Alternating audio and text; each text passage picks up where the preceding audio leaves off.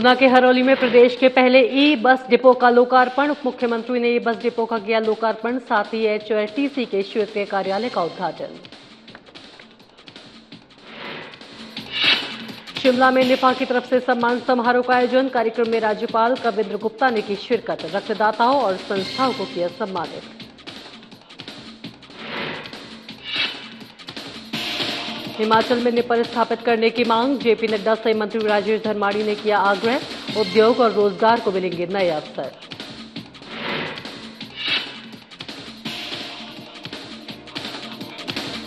धर्मशाला से सरकार पर हमलावर हुए विधायक सुधीर शर्मा ने खोला राजनीतिक मोर्चा। चार्जशीट और आपदा राहत पर भी उठाए सवाल।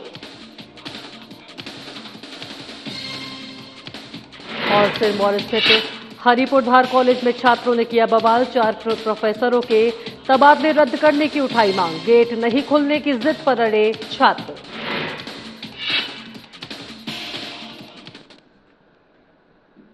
नमस्कार, स्वागत है आप सभी का इस बुलेटिन में। मैं हूं आपके साथ अंशिका।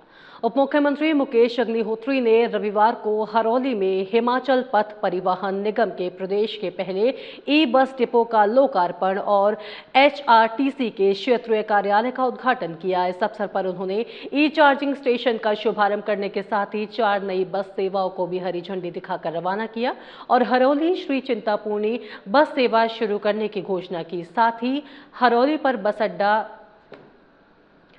अड्डे पर सभी सुविधाएं आयोजित करने की भी बात कही। साथ ही उन्होंने कहा कि प्रदेश में शामिल की जा रही 297 इलेक्ट्रॉनिक बसों में से 115 इलेक्ट्रिक बसें हमीरपुर संसदीय क्षेत्र को मिली हैं। उन्होंने बताया कि हरौली स्थित प्रदेश के पहले ई बस डिपो से 20 इलेक्ट्रॉनिक बसों का संचालन किया जाएगा, जबकि पूरे ऊना जिले में 50 इलेक्ट्रॉनिक बसें चलाई जाएंगी। उन्होंने कहा कि इससे स्थानीय परिवहन व्यवस्था और कनेक्टिविटी को नई मजबूती मिलेगी। उप मुख्यमंत्री ने कहा कि महज 2 वर्षों में आधुनिक बस अड्डे के निर्माण के बाद आज हरौली को क्षेत्रीय कार्यालय और प्रदेश के पहले ई बस डिपो के रूप में एक और महत्वपूर्ण सौगात मिली है। इसके साथ ही क्षेत्रवासियों का लंबे समय से संजोया गया ई बस डिपो का सपना साकार हुआ है। उन्होंने कहा कि आधुनिक परिवहन सुविधाओं के विस्तार के साथ ही हरौली प्रदेश में सार्वजनिक परिवहन के एक महत्वपूर्ण केंद्र के रूप में उभर रहा है। ये लगभग 50 बसेस से इसको हम संचालित कर रहे हैं और ये यहाँ पे इलाके की बहुत अरसा से मांग थी कि यहाँ पे क्षेत्रीय कार्यालय खोला जाए, ई डिपो खोला जाए और बसेस को पूरे ऊना जिला में जो है उसकी मांग चल रही थी। तो फर्स्ट राउंड में हमने हमीरपुर पार्लियामेंट्री सीट जो है पूरी, इसको हमने 115 बसें दी है, इलेक्ट्रिक बसें 115 दी हैं और ऊना जिला को लगभग 50 बसेज आएंगी। 35 आ गई हैं, हमीरपुर को 35 आ गई हैं, देरा को बसेज चली गई हैं, बिलासपुर को बसेज दे दी हैं। तो ये जो हमारा कुल मिला के जो हमारा हमीरपुर पार्लियामेंट्री सीट है, यहाँ पे इलेक्ट्रिक बसेज का संचालन तरीके से हो सकता है। तो हमने ई चार्जर्स जो है स्थापित किए हैं जगह, ताकि इन बसों को चार्जिंग में कोई प्रॉब्लम ना आए। तो इसलिए ये बहुत ही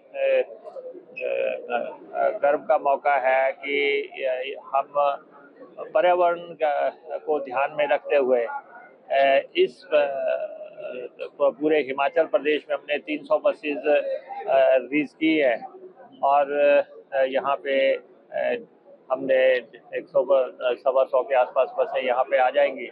तो आप देखना काफ़ी बदलाव आ जाएगा। काफ़ी अरसा से डिमांड थी और हमारा चिंतपूर्णी और हरौली इकट्ठा यहाँ से हुआ था। शिमला के लोक भवन में निफा द्वारा रक्तदान को बढ़ावा देने के उद्देश्य से आयोजित सम्मान समारोह में हिमाचल प्रदेश के राज्यपाल कविंद्र गुप्ता ने मुख्य अतिथि के रूप में शिरकत की। इस दौरान उन्होंने नियमित रक्तदाताओं और रक्तदान अभियान में उल्लेखनीय योगदान देने वाली विभिन्न सामाजिक संस्थाओं का भी सम्मान किया। राज्यपाल कविंद्र गुप्ता ने अपने संबोधन में कहा कि रक्तदान सबसे बड़ा मानव सेवा कार्य है।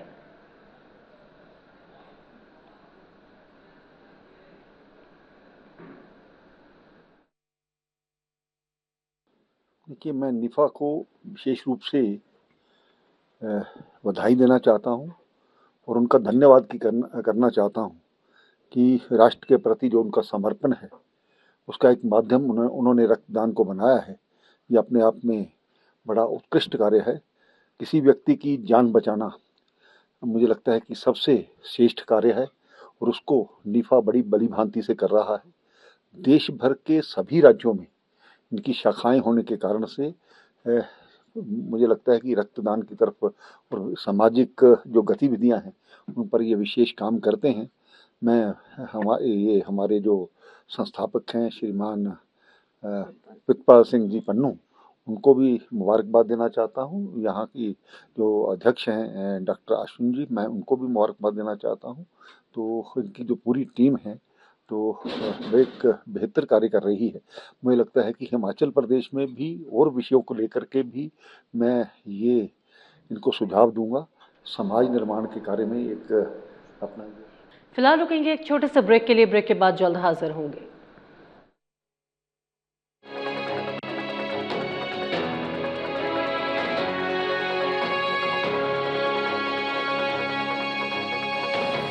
क्या हुआ?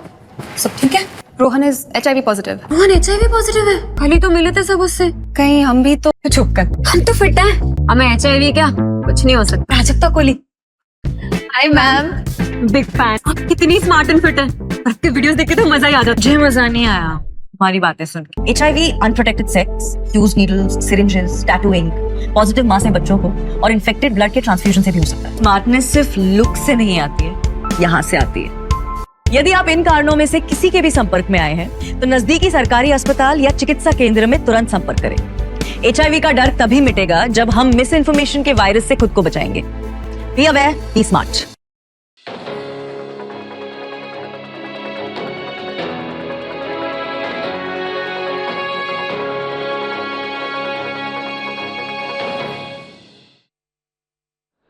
ब्रेक के बाद एक बार फिर आप सभी का स्वागत है। अब रुक करेंगे खबरों का। कैबिनेट मंत्री राजेश धर्माणी ने केंद्रीय स्वास्थ्य मंत्री जगत प्रकाश नड्डा से हिमाचल प्रदेश में national institute of pharmaceuticals education and research स्थापित करने का आग्रह किया है। उन्होंने कहा कि ये संस्थान प्रदेश के किसी भी स्थान पर स्थापित किया जाए, लेकिन इसकी स्थापना से हिमाचल में फार्मास्यूटिकल्स अनुसंधान को नई दिशा मिलेगी। राजेश धर्माणी ने कहा कि वर्तमान समय में दुनिया भर में फार्मास्यूटिकल क्षेत्र तेजी के साथ शोध हो रहा है। सिंथेटिक दवाओं की तुलना में अब बायोकेमिकल और बायो आधारित दवाओं का भविष्य अधिक उज्जवल माना जा रहा है।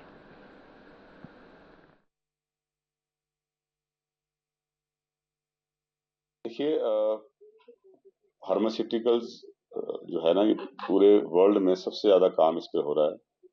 और जहाँ पे अभी तक हमारा जितना फार्मा इंडस्ट्री है, ये सिंथेटिक केमिकल्स बेस्ड ज़्यादा है। बायो सोर्स से जो बायोकेमिकल्स हैं उसके ऊपर बेस्ड कम है, जबकि फ्यूचर उसी में है। और दूसरा है क्योंकि इसमें जितनी रिसर्च होगी उतना बेटर है। अभी भी हम जेनरिक जो मेडिसिन है उस पर ज़्यादा हमारी मैन्युफैक्चरिंग होती है। और ऐसी बहुत कम मेडिसिन, मेरे पास कोई डाटा नहीं है, लेकिन जिस तरह से हम न्यूज़ पढ़ते हैं या मीडिया के जरिए जानने को मिलता है, बहुत कम ऐसी मेडिसिन है जिसका हमारे यहाँ पे पेटेंट होगा, जो हमारे इंडिया में ही जो फॉर्मुलेशन जो है वो तैयार की होगी। तो इसमें रिसर्च का बहुत बड़ा स्कोप है। तो भारत सरकार जो है, इंस्टीट्यूट है NIPER, national institute of pharmaceutical education and research, जिसमें एकेडमिक्स के साथ जो है रिसर्च पे भी फोकस होता है, हायर स्टडीज के ऊपर फोकस होता है। हमारे भी यहाँ फार्मेसी कॉलेज हैं, लेकिन जैसे हमारा स्टेट में मेडिकल कॉलेज हैं और एम्स है, उसी तरीके से इसी पैटर्न पे ये नाइपर भी है, स्टेट फार्मेसी कॉलेज के एडिशन जो है। इसके लिए मैंने माननीय नड्डा जी से अनुरोध किया था कि एक नेशनल इम्पोर्टेंस का ऐसे इंस्टीट्यूट जो है वो हिमाचल प्रदेश में इस्टेब्लिश करने के लिए आप ट्राई करें। और उन्होंने काफ़ी इसमें सकारात्मक जो है वो उत्तर दिया है। तो उम्मीद है कि इसमें कुछ जल्दी अच्छा हो।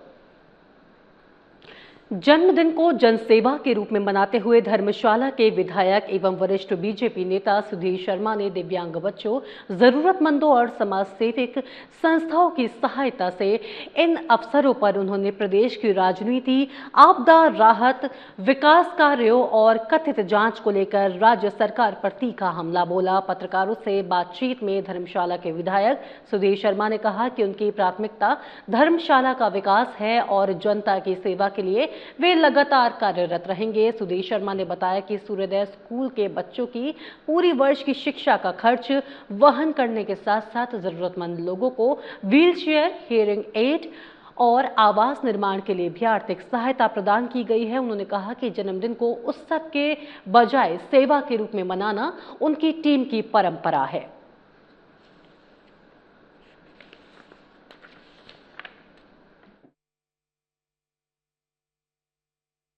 देखिए, पिछले वर्ष भी हमने जो बाढ़ पीड़ित हैं उनके लिए सहायता दी थी, धर्मशाला में भी और मंडी में, सिराज में भी।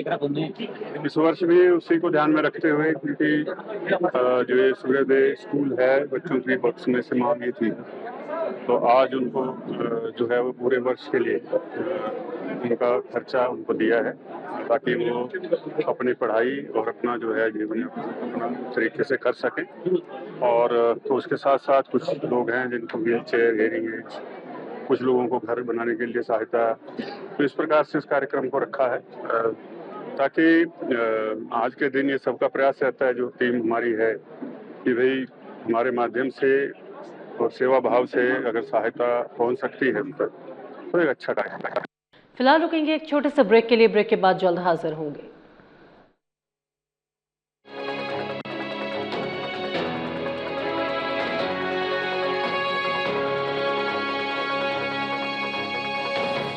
और फिर पता चलता है कि आप HIV पॉजिटिव हैं और आप डिप्रेशन में चले जाते हैं। एक मिनट, HIV हुआ कैसे? एक खतरनाक मच्छर के काटने से। एक मच्छर के काटने से HIV? इसीलिए तो कहते हैं, लोग कहेंगे ये कंटेंट कुछ अलग है। वाकई बहुत अलग है राइटर साहब। अब मेरी बात को गौर से सुनिए। HIV फैलता है अनप्रोटेक्टेड सेक्स से, यूज्ड सिरिंजेस, नीडल्स और इंक से, और अनसेफ ब्लड ट्रांसफ्यूजन से, और गर्भवती HIV पॉजिटिव मां से उसके होने वाले बच्चे को। और एक बात, किसी भी HIV पॉजिटिव इंसान से हाथ मिला के, उनसे गले लग के या एक ही थाली में उनके साथ खाना खाने से HIV नहीं फैलता। आप जैसे लोगों की वजह से मिस इन्फॉर्मेशन फैलती है। जागरूक बनिए, HIV STI से बचिए और मिस इन्फॉर्मेशन नहीं, जानकारी बांटिए।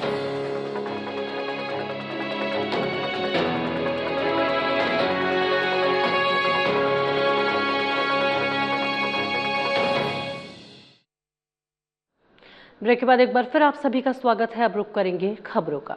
श्री रेणुका जी विधानसभा क्षेत्र के हरिपुरधार राजकीय महाविद्यालय में सोमवार को छात्र छात्राओं का आंदोलन उग्र हो गया। 4 प्रोफेसरों के तबादले के विरोध में बड़ी संख्या में विद्यार्थी कॉलेज के मुख्य गेट पर धरने पर बैठ गए और प्रवेश द्वार पूरी तरह से बंद कर दिया। प्रदर्शनकारियों ने ऐलान किया कि जब तक हमारी मांगें पूरी नहीं होंगी, हम यहां से नहीं हटेंगे। ये किसी राजनीतिक दल का आंदोलन नहीं, बल्कि विद्यार्थियों के भविष्य की लड़ाई है। छात्रों ने गेट पर मानव श्रृंखला बनाकर किसी को भी अंदर जाने नहीं दिया, जबकि प्राचार्य और प्रोफेसर छाते लेकर बाहर खड़े रहे। पूरे दिन कॉलेज की शैक्षणिक गतिविधियां ठप रही। छात्रों का कहना है कि एक साथ 4 प्रोफेसरों के तबादले से सबसे बड़ा नुकसान इस दुर्गम क्षेत्र के उन गरीब किसान और मजदूरों के परिवारों के बच्चों का होगा, जिन्हें शहरों में पढ़ने भेजने के लिए उनके अभिभावकों के पास में जरूरी संसाधन नहीं है।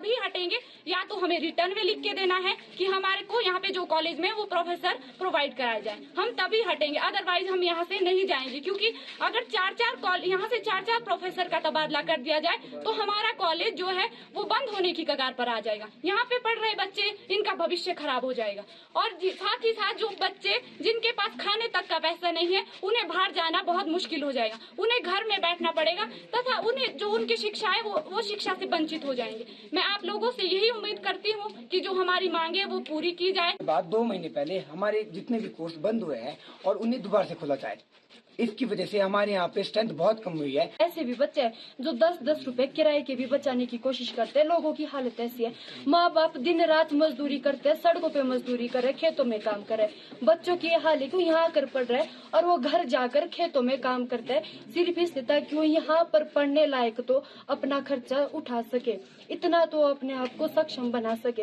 लेकिन अगर यहाँ से इस तरीके से प्रोफेसर चले जाएंगे, स्ट्रीम्स बंद हो जाएगी, तो आपको क्या लगता है कि जो बच्चे यहाँ पर मुश्किल से पढ़ पा रहे हैं, यहाँ पर पढ़ना जिनके लिए इतना मुश्किल है, आपको क्या लगता है कि इसके बाद उनको कोई एजुकेशन मिलेगी? वो इसके बाद कहीं नहीं पढ़ पाएंगे। बच्चों को अभी से मजदूरी करने बैठना पड़ेगा। लोग सारे के सारे बच्चे मजदूरी करने पर आ जाएंगे। सबका भविष्य अंधकार में। यहाँ के बच्चों के साथ ये बहुत ज्यादा। फिलहाल रुकेंगे एक छोटे से ब्रेक के लिए। ब्रेक के बाद जल्द हाजिर होंगे।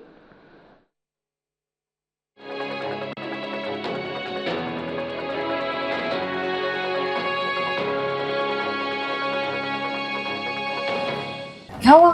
सब ठीक है? Rohan is HIV positive. Rohan HIV positive है? कल ही तो मिले थे सब उससे। कहीं हम भी तो चुप कर, हम तो फिट हैं। हमें HIV क्या? कुछ नहीं हो सकता। Prajakta Kohli. Hi ma'am. Big fan. आप कितनी स्मार्ट एंड फिट है। आपके वीडियोस देख के तो मजा ही आ जाता। मुझे मजा नहीं आया हमारी बातें सुन के। HIV, unprotected sex, use needles, syringes, tattooing, positive मां से बच्चों को और इन्फेक्टेड ब्लड के ट्रांसफ्यूजन से भी हो सकता है। स्मार्टनेस सिर्फ लुक से नहीं आती है, यहाँ से आती है। यदि आप इन कारणों में से किसी के भी संपर्क में आए हैं तो नजदीकी सरकारी अस्पताल या चिकित्सा केंद्र में तुरंत संपर्क करें। HIV का डर तभी मिटेगा जब हम मिस इन्फॉर्मेशन के वायरस से खुद को बचाएंगे। Be aware, be smart.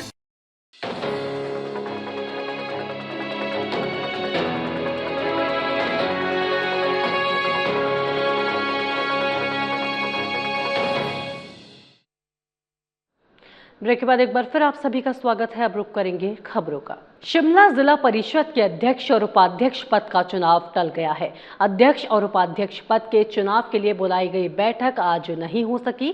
25 सदस्यीय जिला परिषद के एक भी निर्वाचित सदस्य के बैठक में शामिल होने के लिए नहीं पहुंचने से चुनाव प्रक्रिया नहीं हो सकी।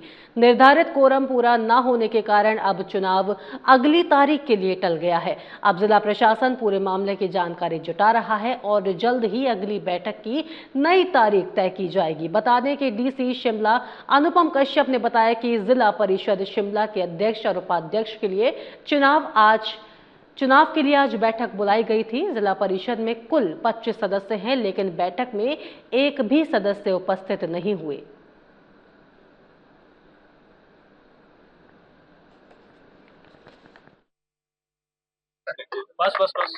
देखिए, पीठासीन अधिकारी की हैसियत से मैं तो आपको सिर्फ इतना ही बता सकता हूँ कि आज की जो है वो बैठक निर्धारित की गई थी, उसमें कोई सदस्य भी उपस्थित नहीं हुआ है और हमारे जिला पंचायत अधिकारी इसकी हमें पूरी सूचना देंगे कि क्या कारण रहा कि क्यों कोई उपस्थित नहीं हुआ। उसके उपरांत हम इसकी अगली तिथि निश्चित करते हैं। अभी तो आज क्योंकि कोई व्यक्ति यहाँ उपस्थित नहीं हुआ, कोई माननीय सदस्य आए नहीं, तो जिला पंचायत अधिकारी अभी देखते हैं, क्योंकि मैं तो अभी आपके सामने अंदर से ही आ रहा हूँ, तो क्यों उपस्थित नहीं हो पाए इसको देख लेते हैं। उसके बाद हम जो है इसकी अगली तिथि निर्धारित कर लेंगे। नोटिस तो अगली मीटिंग में पार्टिसिपेशन का जा रहा है। और फिलहाल आज के इस बुलेटिन में इतना ही। मुझे दीजिए इजाजत। नमस्कार।